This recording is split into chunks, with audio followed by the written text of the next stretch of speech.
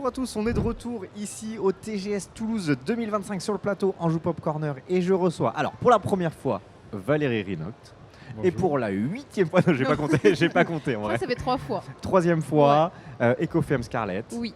Ça va bien? Oui, et toi? Nickel, merci. Eh ben, ça va très bien. On va parler bouquins.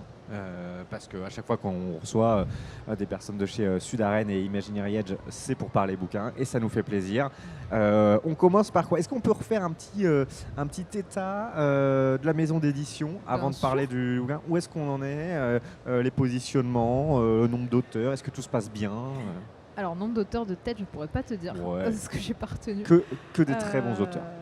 Je suis donc la coéditrice de Imaginary Edge Edition, qui est devenue IE Edition. Cette année, nous avons repimpé le logo, réorienté la ligne éditoriale, et nous avons choisi de nous orienter un peu plus sur du spicy, New Romance et compagnie. Je travaille avec Émilie Diaz, qui est ma coéditrice désormais. Nous sommes respectivement graphistes pour moi et correctrice pour elle. Nous travaillons toujours avec Laura Willem, qui est notre chargée de com en magasin, qui nous permet d'avoir des dédicaces. Et donc nous avons changé le logo, qui est devenu plus petit. Avant c'était un gros joyau, et maintenant il est un peu mystérieux. Ouais. Je suis devenue la dirigeante plutôt, parce qu'avant c'était fondé par Kali L, qui est toujours dans nos auteurs, mais qui a dû céder sa place par manque de temps. Ouais, ça demande quand même du temps tout ça. C'est ça, et comme moi je suis freelance déjà en web design, etc., je peux vraiment me consacrer sur l'éditorial et tout le reste. Ok. Une petite présentation, Valérie, pour cette première. Est-ce que tu peux nous parler de toi un petit peu, ton parcours, comment t'en viens à être du coup co-auteur? On va y revenir, hein. Mais peut-être que tu étais déjà auteur avant ça. Pas du tout. Pas du tout? Non, pas du tout. J'étais juste un gros amateur de lecture. J'écrivais énormément avec Scarlett. On faisait beaucoup de roleplay textuel via les forums. D'accord, Et donc ça fait des années, ça fait 15-16 ans à peu près. Ouais, parce que j'ai rencontré mon mari il y a 15 ans, presque 16. Ouais, c'est pareil à peu près. Voilà. Donc les forums, la belle époque, ça existe encore, les forums un peu roleplay, tout ça? Oui. Complètement. On en tient plusieurs nous-mêmes, donc. Excellent. Et donc toi, tu l'avais repéré un peu pour ses talents aussi? Pas du tout. Pas du tout. J'ai vu un regard. Non, mais quel talent! Non, en fait, je joue avec Amaury depuis 15 ans. Donc je connais sa plume et je connais notre complicité. Voilà, c'est ça. Tu sais que ça pouvait matcher. Voilà, ça match, mais de toute façon, en fait, c'est mon frère. C'est mon frère, le sang, tout ce que tu veux. Elle vient passer les vacances à la maison. Elle adore mes frères et sœurs, elle adore ma mère. Ah oui, sa maman, c'est ma maman de cœur. Donc vraiment, voilà. Alors toi, on te suit avec tous les projets, parce que je crois que la toute première fois qu'on s'était vu à Pau, tu avais les premiers projets de bouquins un peu plus osés. Et puis quand on s'est revu au TGS, il y avait des nouveautés, etc. Et à quel moment tu te dis, ok, là, je vais écrire un bouquin avec Valérie et lui proposer? Ou alors est-ce que c'est toi qui te dis, est-ce que je pourrais te filer un petit coup de patte quelque part?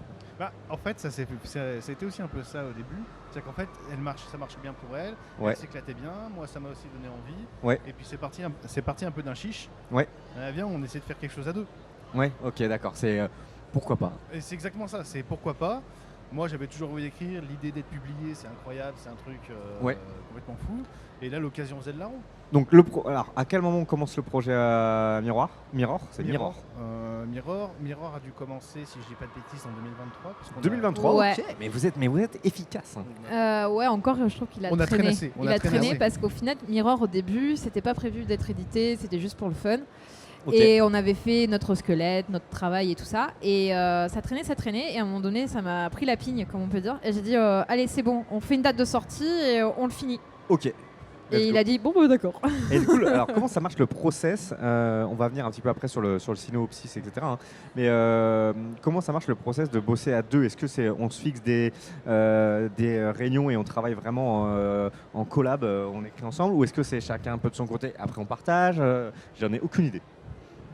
Alors, pour Mirror 1, ça a été vraiment différent de Mirror 2. Mirror 1, au début, on s'est calé sur Discord. On est des gros fans de Discord, on a plein de salons et tout.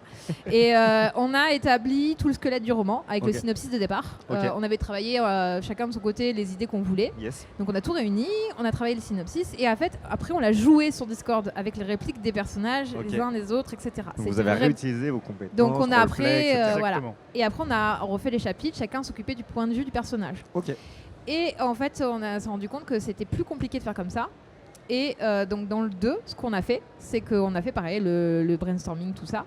On a décidé des chapitrages, des points de vue, du résumé du chapitre, et chacun écrivait le chapitre, et l'autre repassait derrière en relecture.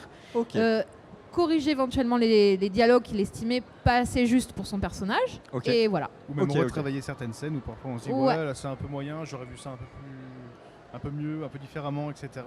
Quitte à retravailler ensemble l'idée, quitte à se dire on stoppe un moment, on teste, on voit, on en discute et on reprend. Ok.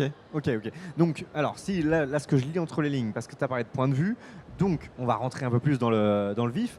C'est du coup, c'est un bouquin, là, c'en est 2 en l'occurrence, avec une alternance dans les chapitres. On est d'un point de vue d'un personnage et d'un autre, ou de même encore plus que ça. Généralement, c'est un chapitre, un point de vue. Mais pour les scènes qui méritent un peu plus de dynamisme, on n'hésite pas à indiquer plusieurs points de vue dans le chapitre. Mais on a toujours un point de vue qui est bien structuré, bien séparé. Ce qui fait qu'on sait toujours quel personnage est le narrateur. Très clair. Ça parle de quoi? Je vais laisser Valérie parce qu'il est tellement à fond. Ah bon. Comme c'est ses premiers, moi je suis rodée à force et puis ça l'entraîne un petit peu plus. Alors, on part d'un postulat simple. On a Lily et Chloé qui ne se connaissent pas. D'accord. Et un jour, elles se rencontrent et elles se rendent compte qu'elles se ressemblent comme 2 gouttes d'eau. D'accord. Physiquement? Physiquement. Deux vrais sosies. Sauf que Chloé vient d'un milieu très protégé, très aisé, très bourgeois. Elle a beaucoup d'argent, elle n'a pas ce souci-là. Elle est plus ou moins contrainte de faire ses études pour répondre à la pression qu'on lui met, etc. Et de l'autre côté, on a Lily qui a dû abandonner ses études pour travailler parce que sa maman était malade. Des milieux sociaux différents. Voilà, qui a dû galérer toute sa vie, qui est cantinière et pas étudiante à la fac. Et elle décide, pour se simplifier la vie, d'échanger leur existence. C'est-à-dire que Lily réussit les études de Chloé. Elle a toujours rêvé d'en faire, donc c'est l'occasion. Puis c'est une fille qui est très intelligente et qui aurait pu aller loin si elle avait eu l'occasion. Et de l'autre côté, Chloé, du coup, la paye pour ça. Pour être à sa place. Voilà, c'est ça. Et en fait, elle règle son problème aussi, puisque Lily a besoin d'argent pour sa maman, pour simplifier, etc. Et du coup, chacune va vivre l'existence de l'autre durant l'année universitaire. D'où le côté Mirror. D'où le côté Mirror, tout à fait. Et on a dispatché ça avec un livre où on suit Chloé dans la vie de Lily et un livre où on suit Lily dans la vie de Chloé. Ok, donc alors j'avais demandé du coup si on était au bout du bout. Pour l'instant, on est au bout du bout avec les deux. Ouais, les deux protagonistes ont vécu leur histoire. Et nous avons 2 héros masculins différents sur les couvertures, puisque les protagonistes masculins en face sont bien différents. Nous avons le premier Mirror qui est une différence d'âge. Puisque Lily dans la peau de Chloé a un fiancé complètement horrible qui s'appelle Marc et qui est un red flag ambulant. C'est un gros et Lily qui est une femme très intelligente, qui se laisse pas faire, qui est pas soumise du tout et qui une femme de son époque qui dit merde quand elle doit le dire. Et qui met des bons pifs au besoin. Se retrouver donc face à Marc, mais surtout face à Sean qui est érotiquement parlant et sapiosexuellement parlant. Toute sa cam en fait, mais elle va le découvrir peu à peu et elle peut pas trop céder parce que sinon elle ruine la vie de Chloé. Sachant que Sean est le père de Marc. Exactement. Ah ok, donc là on est dans une imbrication un peu plus complexe. Ouais, dans le premier tome on est quand même sur une relation érotique. Voilà, clairement. Hein. Et dans le deuxième tome on est sur du bad boys avec un méchant garçon qui est quand même assez green flag malgré ses comportements un peu rustres. Un voyou au cœur de beurre. Voilà. Ok. D'ailleurs, à quel public on s'adresse? Est-ce que ça peut être... 18+. Oui, non, mais alors, ça, je me suis douté de 18+. Ça va, alors. Mais plutôt le public, quel type de lecteur, finalement? Est-ce que ça peut intéresser vraiment déjà, franchement, il faut aimer la romance. Hein, faut pas se le cacher. Il faut aimer le spicy. Et je pense qu'en fait, c'est autant un public masculin que féminin. Pourquoi? Parce que le point de vue est écrit par un homme et le point de vue féminin est écrit par une femme. Donc, en fait, ça permet d'avoir des ressentis que toi comme moi, on peut vivre émotionnellement parlant, physiquement.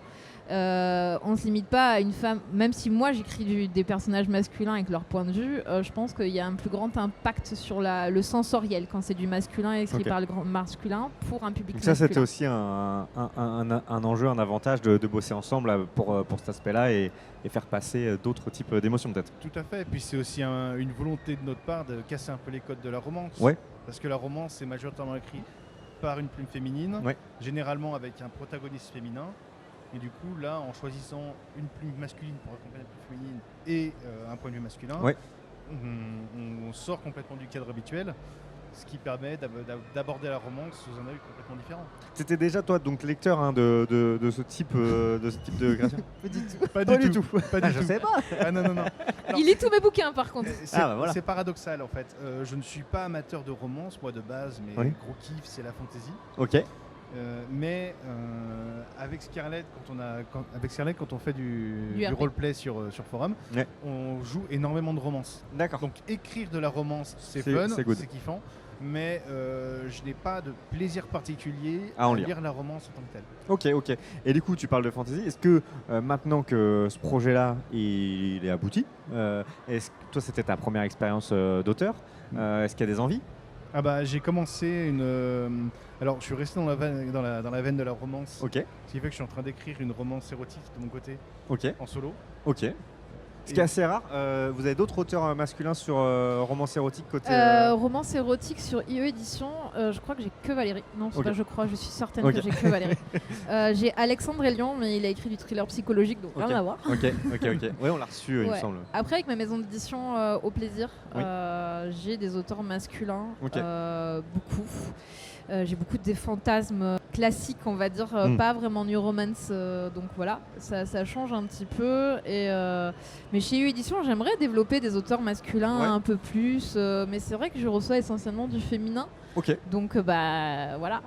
Et je l'ai entraîné dans ça et je suis très contente d'avoir un auteur romance érotique masculin qui puisse suivre un public féminin. Je trouve que c'est important. Ok, parce que du coup toi tu cibles quand même un public féminin derrière. Alors j'essaye, mais c'est pas facile et je me fais régulièrement retoquer dans mes structures narratives parce que c'est trop masculin ou parce que attention cette idée ne passera pas auprès d'un lecteur. Et du coup c'est intéressant pour toi. C'est super intéressant. Moi j'adore. T'apprends plein de choses. Mais c'est pas facile. C'est un vrai défi et c'est super intéressant. Ok. Et donc ça c'est en cours, work in progress. Ça c'est en cours, on a un autre travail en cours. Il sort en février normalement. Donc non, en mars. En mars, pardon. Ouais, j'ai changé la date. J'ai changé la date. Ok. Et on me raccourcit pas mes deadlines. Et du coup un autre projet en cours? Ouais, moi j'en ai plusieurs. Donc on a la dark romance qu'on va écrire à 4 mains. Ok. Qui s'appelle Jusqu'à ta mort. Ok. Et on a fait exprès. On a fait exprès de faire l'acronyme, ça fait JTM. Ok. Histoire d'une tueuse sans pitié, empoisonneuse qui travaille pour un gros lobby européen, tout ça s'appelle le syndicat. Un peu sur le fantasme de complotiste. C'est ça. Genre ils ont tout le pouvoir quoi. Ouais, exactement, face aux flics de la DGSI, qui est l'un comme l'autre sont des monstres. Mais moi j'affectionne à faire des dark romances où les deux protagonistes sont des monstres qui peuvent avoir du répondant. J'ai le projet de faire un sim, donc Say Your Mine, puisque j'ai fait la romance de Bikers que j'avais fait avec Élise Kéronel, que vous aviez eu, je sais plus. C'est possible. On a fait le tome 1, on est en train de finir le tome 2, il y a le tome 3 en cours. Ok. Pas mal de projets. Si je continue, j'ai aussi ma romance de Noël qui s'appellera Confessieux d'un grincheux pour Noël. Ok. Voilà. Ça c'est pour IE, et j'ai Hermès aussi en cours que je suis en train d'écrire pour Sudaren Édition. Ça ne s'arrête jamais. Mais je travaille à la maison, donc j'ai pas le problème des voyages, tout ça, donc tu sais, ça laisse vachement plus de temps. Et j'ai un enfant qui va rentrer au collège l'année prochaine, donc il va déjà à l'école tout seul, donc. En tout cas, pas mal de projets, pas mal d'occasions de se retrouver à nouveau en plateau. Merci beaucoup d'être venu présenter toute l'actualité et Mirror qu'on retrouve du coup ici au TGS sur le stand Sudaren et également en ligne. Oui, et ils sont dispo dans tous les abonnements Kindle Unlimited. Donc c'est lecture à volonté, tu payes 9,99 par mois. Kobo Plus, qui est pour le même principe. C'est chez la Fnac, ça ouais, c'est Nextory, qui est une nouvelle plateforme en ligne. Nextory, très intéressante, puisque il y a aussi du livre audio sur Nextory, il y a plein de choses. Et nos livres en directement en Nextory chaque fois, donc pour 14,99 je crois. On lit autant qu'on veut, et ça c'est super important. Yes.